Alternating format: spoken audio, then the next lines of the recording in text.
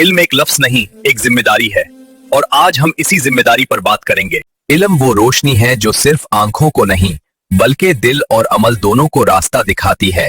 अल्लाह ताला कुरान में फरमाता है, क्या जानने वाले और ना जानने वाले बराबर हो सकते हैं? सूरह अज़्ज़ुमार आयत ने।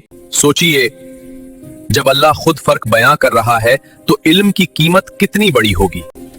इल्म इंसान को सिर्फ बोलना नहीं सिखाता, इल्म इंसान को चुप रहना भी सिखाता है। रसूल अल्लाह अलैहि वसल्लम ने फरमाया, इल्म हासिल करना हर मुसलमान पर फर्ज है। सुनान इब्न माजा। सर फर्ज का मतलब होता है जवाब देना, पूछ होना और अमल करना।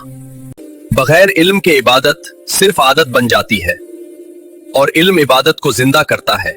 अल्लाह फरमाता है, अल्लाह तुम में से इल्म वालों के दर्जात बुलंद करता है। मुजादिला आयत 11। इल्म जितना ज्यादा होता है इंसान उतना ही ज्यादा झुकता है। अक्द इल्म की निशानी नहीं। यही वजह थी कि हमारे असलाफ रात की खामोशी में इल्म तलाश करते थे।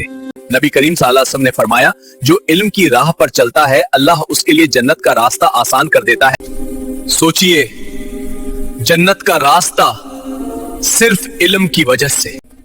फिर हम इल्म से भागते क्यों हैं और सिर्फ दुनिया के पीछे क्यों दौड़ते हैं?